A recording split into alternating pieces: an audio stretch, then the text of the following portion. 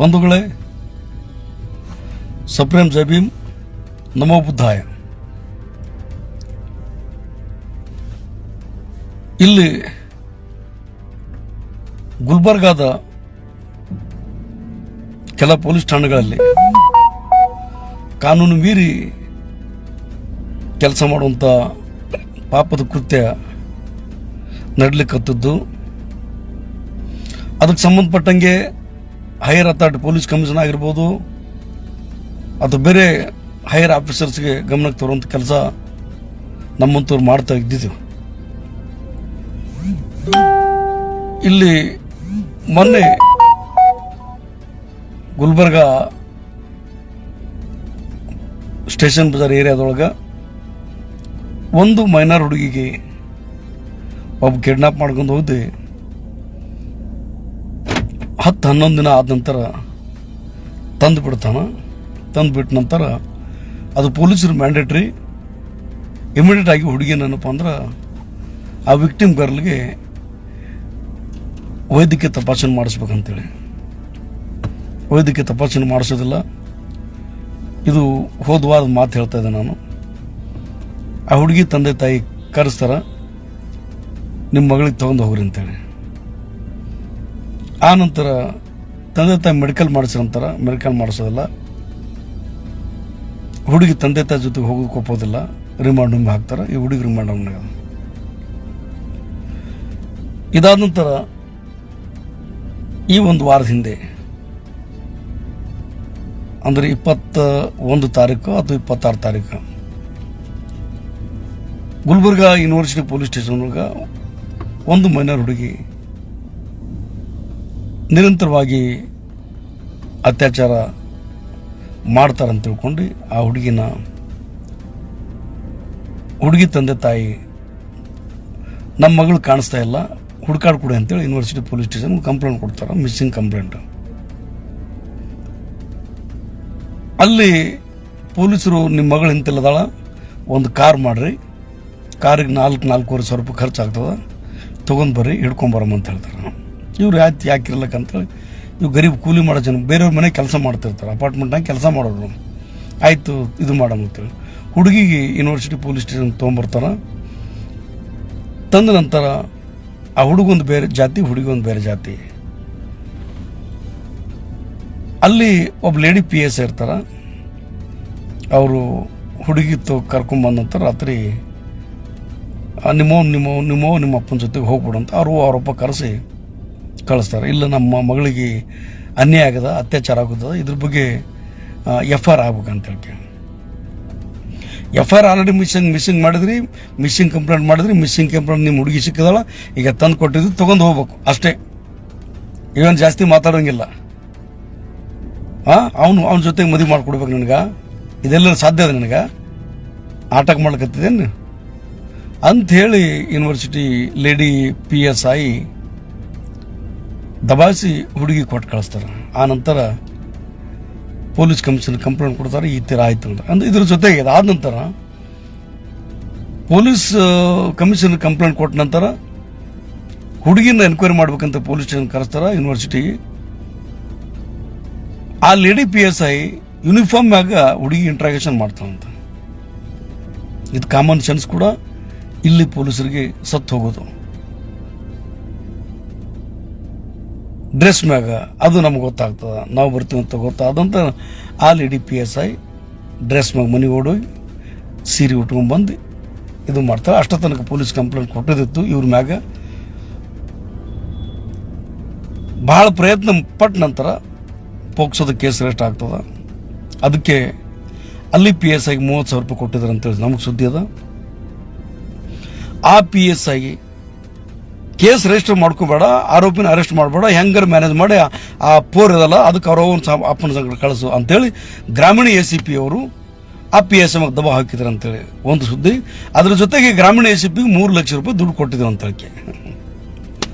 ದುಡ್ಡು ಕೊಟ್ಟರು ಬೇಕಾದಾಗ್ತಂತಿಲ್ಲ, ಇಲ್ಲಾಂದ್ರೆ ಗರೀಬ್ರಿಗೆ ಸಾಯಿಸಿಡ್ತವ್ರು ಅಂದ್ರೆ. ದುಡ್ಡು ಕೊಟ್ಟರು ರೀತಿ ಗಾಡಿಗಳು ಸಾರಾ ಸಗಡ್ ಎವ್ರಿ ಡೇ ಅಣ್ಣ ಆಯ್ತು ತಿರುಗಾಡ್ತಿರ್ತಾವ. ಇಲ್ಲಾಂದ್ರೆ RTO ಹೋಗಿ RTO ಒಂದು ಏಜೆಂಟ್ಗಳು ಎಲ್ಲ ಇದು ತಾಲೂಕದಾಗ RTO ಇಲ್ಲಿ ಅವನು RTO ಅಂತ ಬಂದಿರ್ತಾರೋ ಹೊಸ RTO ಅಂತ ಸಿಂಗಮ್ ಅಂತಾರಂತ ಅವನಿಗೆ. ಆ ಮನುಷ್ಯಂದು ಎರಡೆರಡು ಏಜೆಂಟ್ಗಳು ಪ್ರತಿ ತಾಲೂಕಿನೊಳಗೆ ಅಲ್ಲಿ ಯಾವುದಾದ್ರು ಲಾರಿಗಳು ಏನು ತಿರ್ಗಾಡ್ತಿರ್ತಾವ, ಹಾಗೆ ರೇತಿ ತುಂಬ್ಕೊಂಬರ್ತಿರ್ತಾವ, ಬೇರೆ ತುಂಬ್ಕೊಂಬಂದಿರ್ತಾವ, ಆ ಲಾರಿ ಹಿಡಿಯೋದು ನೀವು ಸಾಹೇಬ್ರ ಜೊತೆಗೆ ಮಾತಾಡಲು ನೀವು ನಿಂದ್ರಿಸಂತ ಹೇಳಿ ಅವ್ರಿಗೆ 20-30 ಸಾವಿರ ಬದಲು 3-4 ಲಕ್ಷ ರೂಪಾಯಿ ದಂಡ ಹಾಕುವಂಥ ಕೆಲಸ ಇದು ಆಗ್ತದೆ. ಇಲ್ಲಿ ಪೊಲೀಸ್ ಸ್ಟೇಷನ್ ಕೇಸ್ ಮಾಡಕ್ಕೆ ಹೋಗ್ತೀರಿ, ಕೇಸ್ ಮಾಡಕ್ಕೆ ಹೋಗ್ತೀರಂದ್ರೆ ಅಲ್ಲಿ ಪೊಲೀಸರು ಚಂದ ಅವ್ರ ಖುಷಿ ಆಗಂಗೆ ಮ್ಯಾನೇಜ್ ಮಾಡಿದ್ರಂದ್ರೆ ಹಂಗೆ ಯಾವ ಲೆವೆಲ್ ಮಣ್ಣು ಮುಚ್ಚಬೇಕು ಮುಚ್ತಾರ ಕಳಿಸ್ಬಿಡ್ತಾರಂತೇಳಿ. ಇದ್ರ ಬಗ್ಗೆ police commissioner complaint writing complaint ಕೊಟ್ಟದ. ಎನ್ಕ್ವೈರಿ ಆಗ್ಬೇಕಲ್ಲ,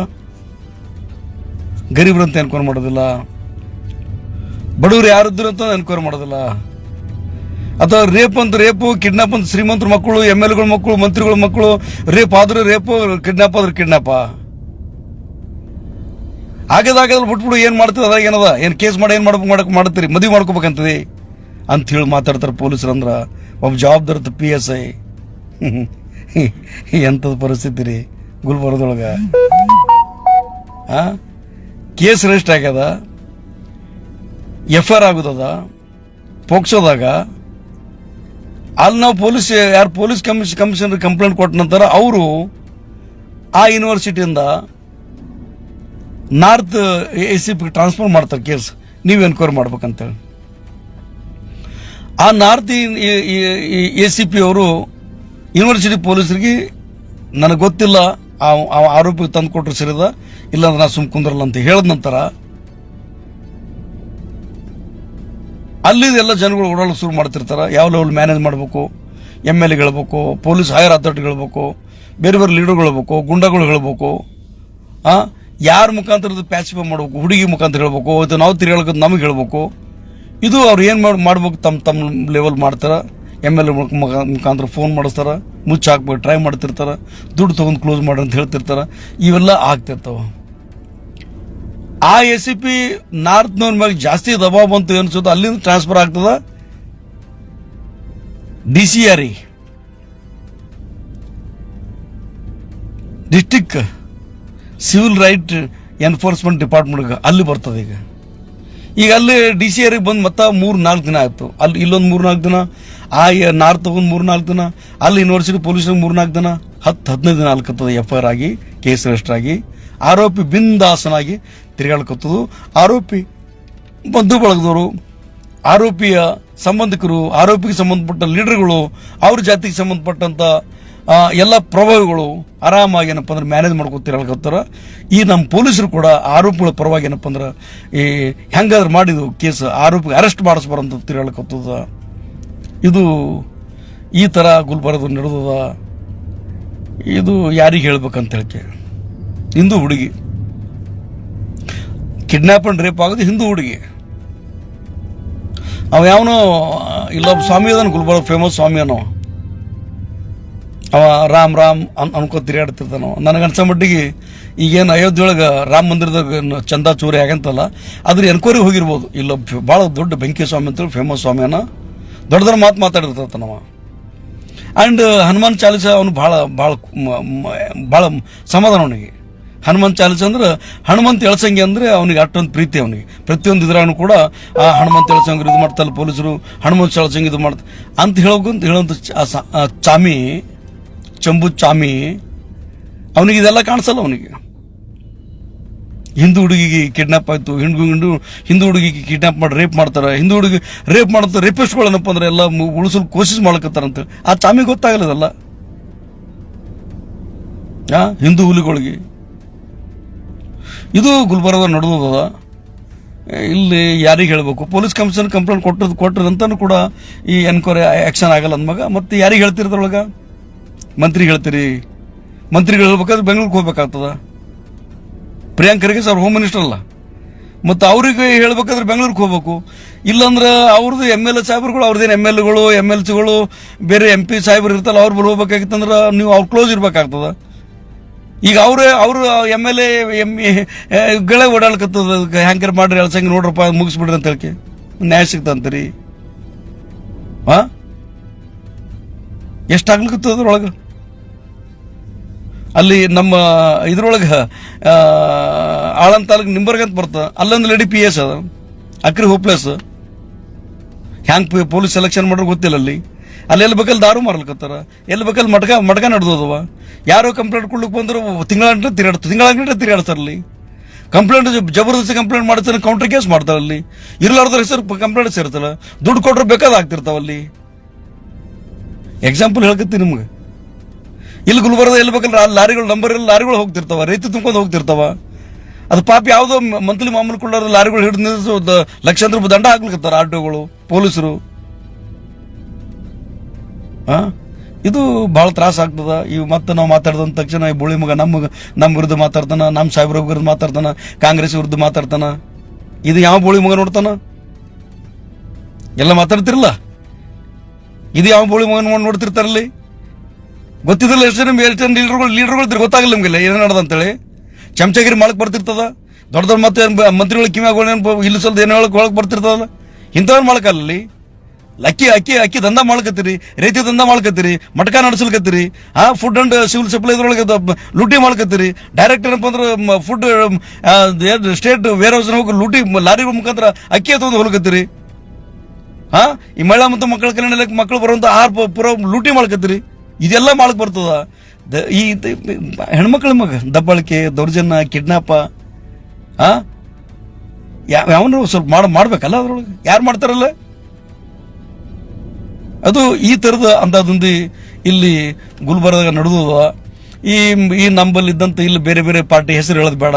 ಅವ್ರಿಗೆ ಏನಪ್ಪ ಅಂದ್ರೆ ಖಾಲಿ ಬರೀ ಹಿಂದುತ್ವ, ರಾಮ, ಹನುಮ ಈ ಥರ ಇದ್ದು ಮಾತ್ರ ಅವ್ರು ಮಾತಾಡ್ತಾರೆ. ಬೇರೆ ಬೇರೆ ಇವೆಲ್ಲ ರೇಪ್ ಕೇಸ್ಗಳಿಗೆ, ಕಿಡ್ನಾಪು, ಇವು ಕಳ್ತನ, ಅಕ್ಕಿ ದಂಧ, ಲಾರಿ ದಂಧ ಇವೆಲ್ಲ ಅವ್ರಿಗೆ ಸಂಬಂಧಪಡಲ್ಲ, ಬೇರೆ ಸಂಬಂಧಪಡಲ್ಲ. ಎಲೆಕ್ಷನ್ ಬಂದಾಗ ಮಾತ್ರ ಜೈ ಶ್ರೀರಾಮ್ ಅನ್ಕೋತಾರೆ. ಈಗ ನಿಂತು ಹೋಯ್ಕೋರು ಮತ್ತೆ ಅಲ್ಲಿ ಸಾಮಾನ್ಯ ಪೂರ ಲೂಟಿ ಮಾಡೋದ್ರಲ್ಲಿ ಚಂದಾ ಚೋರ್ಗಳು ಪೂರ ನಂಬರ್ 1 ಕಳ್ಳರು ತುಂಬಿರಲ್ಲ. ವಿಶ್ವ ಹಿಂದೂ ಪರಿಷತ್ ಅದಾರಲ್ಲ ಚಂಪತ್ ರಾಯ್ ಅಂತೇಳಿ, ವಿಶ್ವ ಹಿಂದೂ ಪರಿಷತ್ನ ಅವ್ನು international vice president Champat Rai Bansal ಪೂರ ಲೂಟಿ ಮಾಡಿ ಒಟ್ಟು ಬ್ರಾಹ್ಮಣ ಇರ್ತಾರೆ ಅದ್ರೊಳಗೆ. ಗರೀಬರು ಸತ್ತಿರೋದ್ರೊಳಗೆ ಎಷ್ಟೋ ಜನ, ಸಾವಿರಾರು ಜನ ಸತ್ತರಲ್ಲಿ ರಾಮ ಮಂದಿರ ನಿರ್ಮಾಣಕ್ಕಾಗಿ ಕಾಲ್ನಡಿಗೆ ಹೋಗ್ಬಿಟ್ರು. ಇಟ್ಟಂಗೆ ಕೊಟ್ಟು ಊರು ಕಡೆ ಚಂದಾ ಕಲೆಕ್ಷನ್ ಮಾಡಿದ್ರು. ಆ ಚಂದಾದಾಗ ಸ್ಟಾರ್ಟಿಂಗ್ ನೀವು ಮಾಡ್ಕೊಂಡ್ ಬಂದು ಪೂರ ಮಲ ಅಂದ್ರೆ ಕೊಟ್ಟಂದ್ರೆ ಮಾಡ್ಕೊಂಡ್ಬಿಡ್ರಿ. ಆ ಗುಡಿದ ರೊಕ್ಕ ಏನಪ್ಪ ಅಂದ್ರೆ ಈ ಬಿಜೆಪಿ ಸರ್ಕಾರದ ಎತ್ಕೊಂಡು ಅಲ್ಲಿ MLA ಖರೀದಿ ಮಾಡ್ದ, ಅಲ್ಲಿ ಮಂತ್ರಿ ಖರೀದಿ ಮಾಡ್ದ, ಅಲ್ಲಿ MP ಖರೀದಿ ಮಾಡ್ದ. ಇವೆಲ್ಲ ದಂಧಗಳು ಇವ್ರು ಮಾಡೋದು. ಇವು ಏನಪ್ಪ ಅಂದ್ರೆ ರೇಪು ಆಯ್ತು, ಅದಾಯ್ತು, ಇಲ್ಲಿಗೆಲ್ಲ ಏನಪ್ಪ ಅಂದ್ರೆ ರಿಮಾಂಡ್ ಹೋಮ್ ನೀಡೋದು, ಮೆಡಿಕಲ್ ಎವಿಡೆನ್ಸ್ ಮಾಡಲಾರ್ದಿರೋದು. ಇದು ಈ ಥರದ ಕೆಲಸಗಳು ಗುಲ್ಬರ್ಗದಾಗ ನಡೆದದ. ಇಲ್ಲಿ ಯಾರು ಅದಕ್ಕೆ ಒಂದು ಕಂಟ್ರೋಲ್ ಮಾಡೋಂಥ ಶಕ್ತಿ ಬರ್ತದೆ ಗೊತ್ತಿಲ್ಲ. ಯಾರಿಗೆ ಹೇಳ್ಬೇಕಂತಿಲ್ಲ.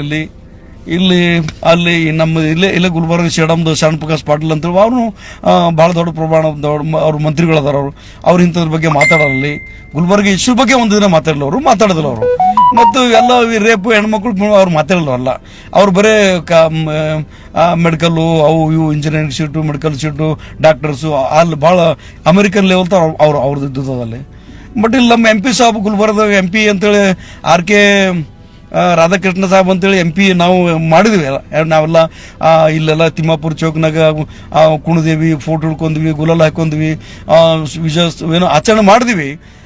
ಆ MP ಆದ ನಂತರ ಅವ್ರು ಸಾಹೇಬರು ಏನು ಟ್ರಾನ್ಸ್ಫರ್ ಆಗಿದೆ ಬೇರೆ ಸ್ಟೇಟ್ಗೆ, ಅದು ಏನು ಗೊತ್ತಿಲ್ಲ. ಅವರು ನನಗನ್ಸೋ ಮಟ್ಟಿಗೆ MP ಸಾಹೇಬರು ಇಲ್ಲಿಲ್ಲ. ಅವ್ರು ಈ ದೇಶನಾಗಾರನೋ ಅಥವಾ ಸ್ಟೇಟ್ನಾಗಾರನೋ ಏನು ಬೇರೆ ಸ್ಟೇಟ್ನಾಗ ಶಿಫ್ಟ್ ಆಗೋರು ಗೊತ್ತಿಲ್ಲ. ಅದ್ರಾಗ ಅವ್ರಿಗಂತೂ ಅವ್ರು ಯಾರಿಗೆ ಸಿಗ್ತಾರೋ ಎಲ್ಲಿ ಸಿಗ್ತಾರೋ ಗೊತ್ತಿಲ್ಲ. ಅದ್ರಾಗ ಅದು ಆ ಪರಿಸ್ಥಿತಿ ನಮ್ಮದು. ಯಾರಿಗೆ ಹೇಳ್ತೀರಿ ನೀವು ಅಲ್ಲಿ?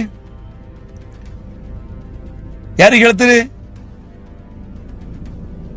ಮತ್ತೆ ಪೊಲೀಸ್ ಕಮಿಷನರ್ ಹೇಳ್ಬೇಕು. ಪೊಲೀಸ್ ಕಮಿಷನರ್ ಸಂಬಂಧಪಟ್ಟ ಹೇಳ್ತಾರ. ಅವ್ರು 2-3 ದಿನ ಇಟ್ಕೊಂಡು ಬೇರೆ ಕಡೆ ಟ್ರಾನ್ಸ್ಫರ್ ಮಾಡ್ತಾರ. ಅದು ಏನು ಇಂಪ್ಲಿಮೆಂಟ್ ಆಗ್ಲತ್ತ? ಆರೋಪಿ ಅರೆಸ್ಟ್ ಮಾಡಿದ್ರ? ಏನ್ ಮಾಡಿದ್ರ? ಯಾರಿಗೆ ಅರೆಸ್ಟ್ ಮಾಡ್ತೀರಿ?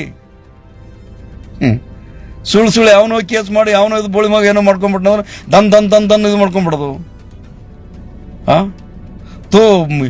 ಆರೋಪಗಳನ್ನು ಪವರ್ಫುಲ್ ಪರ್ಸನ್ ಇದ್ರು, ದುಡ್ಡು ಇದ್ರು ತಕ್ಷಣ ಪ್ರೊಟೆಕ್ಷನ್ ಮಾಡೋಂಥ ಕೆಲಸ ಮಾಡೋದು. ಅಲ್ಲಿ ಇದ್ರ ಬಗ್ಗೆ ಎನ್ಕ್ವೈರಿ ಆಗಲಿ.